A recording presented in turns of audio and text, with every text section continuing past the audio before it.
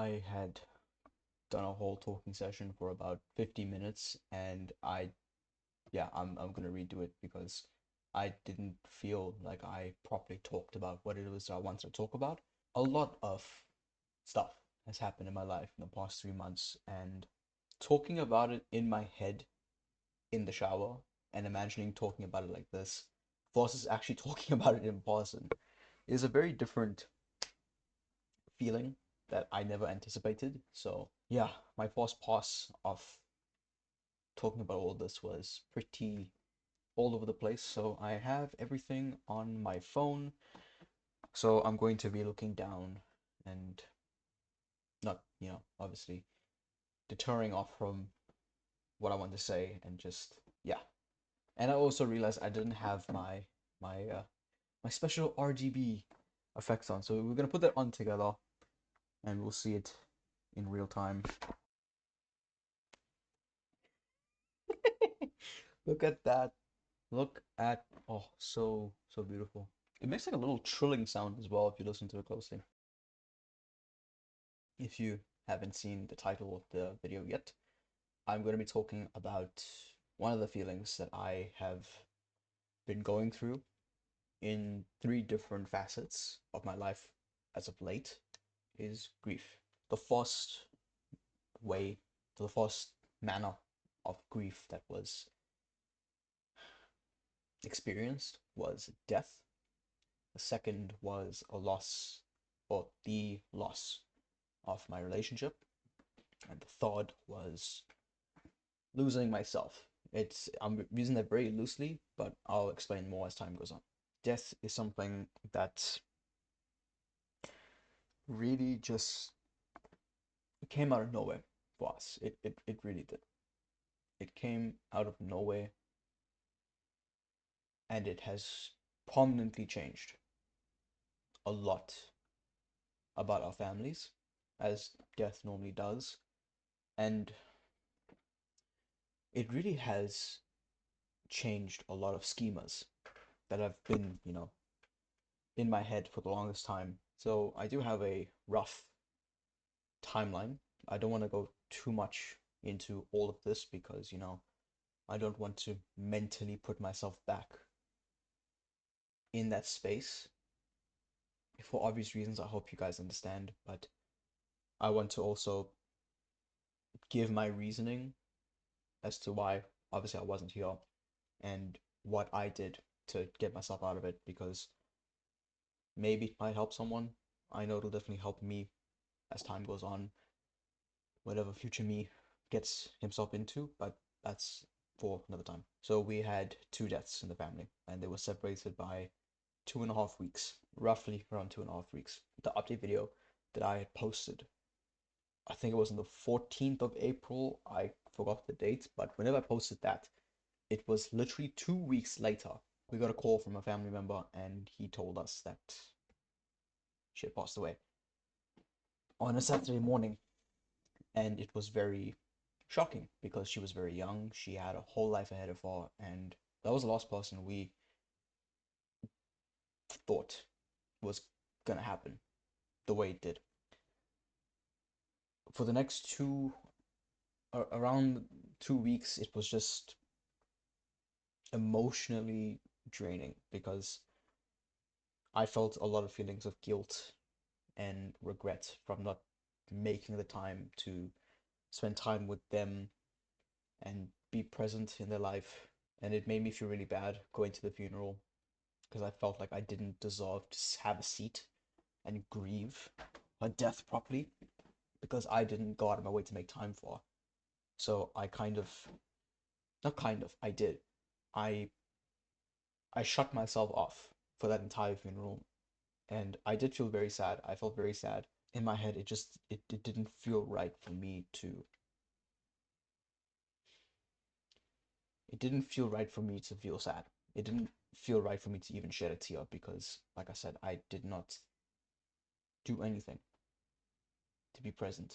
And in doing so, me shutting myself off, I was able to focus on my family, focus on my parents, my immediate family, and make sure that they're okay. And for the next 2 weeks, it was just playing things by the ear. I didn't really tend to my own emotions. I didn't tend to anything. I was just more worried about my family, my extended family. And about 2 weeks go by, we had a ceremony for obviously the deceased. And then about a week later, we had a public holiday. I think it was Mother's Day. I think it was Mother's Day. I had a discussion with one of my other family members, and in that discussion, he and I talked about life, religion, a book, and his death. And keep in mind, he was, I think, 62. I think he was 62 around that time. So he was still, again, very young. He had so many more years left to live and many more years left to experience. And in that conversation, when he talked about death and how he was content with death, initially I was taken aback by the whole thing, but then I pulled myself back in that moment and I said, okay, no, he's okay with everything. I can trust him. Not like I, didn't trust him, but it was more like, okay, we just came from a funeral and now you're talking about your death. Stop. First of all, stop. Don't say that. But I'm listening to you. I hear you. Because it was like very like, you know, coming from a funeral and coming from grief, immediately talking into someone else's death when you're still alive. It's just it did not make any sense to me. And then literally a week later, after we had that conversation, boom, he was found dead. That entire funeral, that entire experience was just weird for me because I've never had that happen to me where I would talk to a family member, they would say, they would bring up the topic of death. A week later, not even a week later, it was, I think Mother's Day fell on that Saturday or Friday. I can't remember, but all I know was that I was on my college holiday, on my college break, so I was fine. And then a few days later, he's gone. So that really just that was like what just happened? And throughout that entire funeral, I felt content for the first time ever while attending a funeral. And normally I'm a very emotional someone. I feel a lot, and once I feel sad, there's no stopping me. There's really no stopping me. I will cry for, okay, I wouldn't say hours, but I will cry a lot. And when I was around the second funeral, seeing the body, seeing everything, it just, every time I looked at him, I knew that that's not him. That's just his body. His entire essence is just gone. And I kept replaying the conversation that we had in my head. That was like literally the last thing that he told me, besides a hello or how you doing, what's up. That was the last proper conversation we had, and I just kept playing back that conversation where he said he was happy with his life, he was content with everything, and it just it made me feel more con- content with everything. It made me feel more at ease with the whole funeral, and it was just a very weird thing because I've never felt that before. I have never ever ever felt that before in my life. It was very foreign. It was a new experience for me. That was the first form of grief. Very uh, emotionally taxing, which lends into the second form of grief, which was grieving my relationship. Now, obviously, no one would have known about that if you have been watching me. You would have never known that. But yeah, I was in a relationship and for 2 years, and due to the emotional numbness that I had had following the two funerals, from the two funerals, going into, I think it was 2 weeks, or I think it was 1.5 weeks or 2 weeks after the funeral, the second funeral, things just crumbled for a lot of friendships. I realized a lot of people weren't really my friends. They didn't really fit the friend category. And the thing that sucked the most was now my ex. It feels so weird to say that, but that's the truth. And I didn't feel happy in my own life, and it just, all the emotions just, it created an echo chamber in my life and in my head. So much so to the point where I thought, I hit the mic, sorry. I I know it sounds selfish, but I was thinking about myself and how can I protect myself? Not that anything bad was done in that space of the funerals, blending into the relationship and the friendships, which aren't really a big deal, but still make me upset in its own way. It really did just, what's the word? Not exacerbate, but it amplified the negative thoughts that were running through my head about literally everything in my life, including my relationship, to the point where it was just more healthier to cut it off and say goodbye to it. And the thing that really got me worried, myself worried, after that was, like I said, I normally am a very emotional someone. I tend to cry when I feel sad, and I tend to cry when I feel overwhelmed in a negative manner. Like when I'm very angry, I tend to lose control of my emotions sometimes to the point where I do cry. And normally, a breakup, two funerals would be something that I would cry about. But I just felt so emotionally numb to the point where I could not bring myself to cry, no matter how sad the situation was. I literally was sitting in my room. I think it was the same night or the next night. I sat in my room and I just thinking to myself like I have not cried. I have not felt sad. Obviously, I feel sad, but I haven't felt the typical sad in, I think from now it would have been 1.5 months going on to 2 months worth of time that has passed from when things were happening. And I was just saying to myself, like, this, I've never felt like this before. What is this feeling? What is this emotion? And it worried me a lot because I didn't know what I had to do next to actually, make myself feel okay, but also to make sure that I am okay as an individual and as a whole. So that really did throw me for a loop. And for the next, I think it was the next week, just remembering the relationship, feeling nostalgic over the relationship, it slowly started to set in. You know, I don't have someone of that pedigree to talk to. I don't have someone of that pedigree in my life anymore, and it was very lonely, very, very lonely. And that is the second form of grief, and that also lends into the third form of grief, which happened, I think, 2 weeks after the breakup. I can't remember now.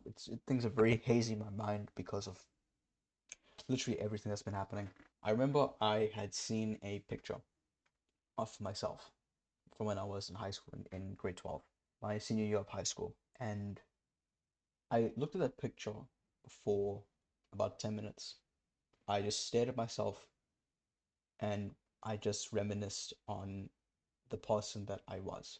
Now, I don't miss the person that I was because I would hope to have grown from when I was in high school, mentally, more mentally and emotionally speaking, but things like my physical nature.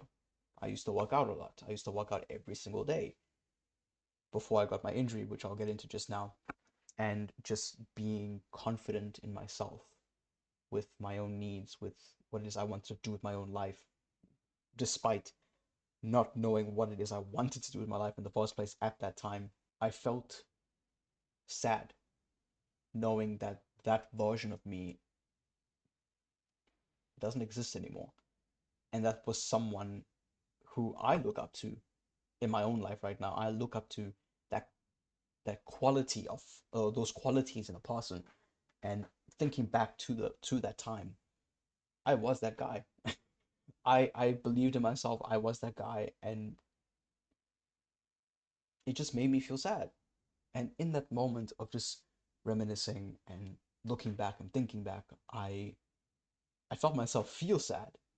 And then I felt tears just forming in my eyes, and I thought, okay, what was the word? Instinctually, I pushed myself back. I said, no, I don't want to feel sad. I don't want to feel sad. But then I realized, wow, this is the first time that I am feeling sad. I need to just feel sad. So I put the photo away, came back to my room, put some music on, and I cried. I just cried and went to sleep, woke up the next morning, and I had like this weight just leave my body. It left. And then I was just left with this emptiness, hollow feeling in my chest. It was such a visceral feeling. I don't know how to describe it. Words cannot do it justice, but it literally felt not rejuvenating, but it felt like you unearthed it felt like I unearthed a lot of things about myself, a lot of realizations about myself in that very moment. And then from that day, college started. I think it was like a week later, and yeah, like back to square one in college. So yeah, and then I think it was also 2 weeks later, after that whole reminiscing of myself, I had actually had two physical altercations, not altercations, alterations that I have had done unto myself because I need to have them done. The first of which being a wisdom tooth removal. I mean, self-explanatory. Wisdom tooth removal. It was just extremely painful. I kept biting the side of my gum, and it was insanely sore. I had a physical injury on my. I don't know why I just grabbed my arm to push it up, but right over here, yeah, around here, I sustained an injury. I was doing I was doing too many pull-ups for school, for conditioning, and I had partially, well, I didn't know at the time because we weren't told because it wasn't found like that. But I recently got it checked up, and we all found out that I have partially ruptured my tendon. I don't know what tendon. I think it's the brachialis something tendon because it connects to the bicep, but it's more around the forearm, not here, like on the inside. So it's partly also tennis elbow, but I don't know. Anything with this motion, so like pushing a trolley, pulling a door, or whatever the case may be. I can feel it's so difficult to show, but right over here, whenever I do that pull motion, I can physically feel the tendon. I don't know, I think it like intertwines itself on itself, and then it clicks. And then when I reset my arm, it clicks back. And you can, if you're close enough to my arm, I don't think you can hear it through the mic, but if you're close enough in person, you can physically feel it click, click, click, click, click, click, and it hurts, dude. It hurts so much. So I had an injection for this arm to help, with inflammation because it was getting flared up a lot. And rehab exercises are gonna be something I'm gonna be doing from now on. So once I get this sorted out, um, I'm changing a lot. I'm losing weight, taking myself seriously, but yeah, that's all the personal stuff, the personal grief, and oh yeah, it was the inability of functioning normally with taking up my wisdom tooth because I was bleeding profusely from my mouth for, I think it was 3 days. Yeah, I think it was 3 days. I couldn't talk normally because of the amount of blood that was just coming out of my mouth, and then I couldn't use my arm. I'm still in the process of determining what I cannot do. But after I got the injection, I could not clench my left hand because it was just, I used all the muscles connecting to that muscle, to the tendon, and it just was so sore. But now I can use it somewhat. And in that time when I couldn't use my arm, which was like last week, I literally could not pick up a controller. I could not play any video games. I virtually could not do anything. And in that time, I did what any sane person would do who can't use half of their arms was I watched the whole of JoJo's Bizarre Adventure from part 1 to part 5. Dude, what an amazing anime, I have to say. Such a great show. One of my favorite shows of all time. Then again, I don't really watch that much anime. It's like the only anime I have watched from start to finish. Yeah, I know Part 6 was done a very long time ago. I know Steel Ball Run had its second trailer come out a few days ago, so I definitely need to catch up with Part 6 and then catch up with Part 7 whenever they do release Part 7 episodes.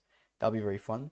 And yeah, I mean, I've just been tending to myself throughout this time and prioritizing myself. And I still do feel this sense of general, I don't know how to describe, I don't know how to phrase this, but I've had this feeling specifically when I couldn't use my arm, but a lot lately where I feel like I don't know myself. And I think during this time of grief with two funerals, the breakup, personal grief, it just really it threw me for a loop because I did not know myself enough to properly deal with it. And I know that sounds very stupid because how do you not know yourself and how do you not know how to deal with something like this? But people change. I mean, these these 3 months have changed me so much. The way that I think, for better or for worse, it really has changed a lot about me and who I am as an individual. And every single day is just like a new thing of, okay, well, the first thing I always think about is, did someone die? Is someone going to die? Those are the first two things that I always think about when I get up, because those schemas that I had developed, obviously through growing up, was okay. If I go to sleep, wake up, people will stay.